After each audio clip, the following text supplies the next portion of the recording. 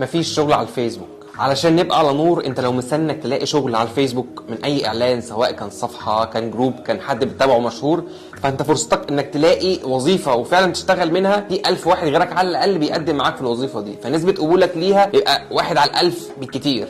طب اعمل ايه دلوقتي؟ كل اللي عليك انك تبدا تعتمد على نفسك. ايه اشهر المواقع الموثوق فيها اللي اقدر اخش اقدم عليها وانا مطمن وعارف ان هي وظائف حقيقيه؟ 1 وظف عليه 6500 وظيفه. 2 لينكد ان تقريبا بينزل عليه عدد لا نهائي من الوظائف، يعني انا يوميا بخش عليه بلاقي ريسنت جوبز فاتحه في اليوم ده تقريبا 700 وظيفه. 3 فرصنا النهارده كان عليه تقريبا 1500 وظيفه متاحين تقدم فيهم. رقم 4 الغرفه التجاريه الامريكيه، النهارده كان عليه 500 وظيفه متاح للتقديم فيها. رقم 5 بايت، من اقدم المواقع الموجوده، الوظائف اللي فيه بس مش للمصريين بس لا، او مش في مصر بس لا، في الشرق الاوسط كله. رقم 6 انديد، هو موقع عالمي فيه وظائف كتير جدا تقدروا تدوروا عليه. اخر حاجه تنقيب، هو من اكبر المواقع الموجوده في الشرق الاوسط، بيعمل حاجه كويسه جدا ان هو بيجمع كل الوظائف اللي في الموقع دي في موقع واحد، بيحط المصدر لكل المواقع دي.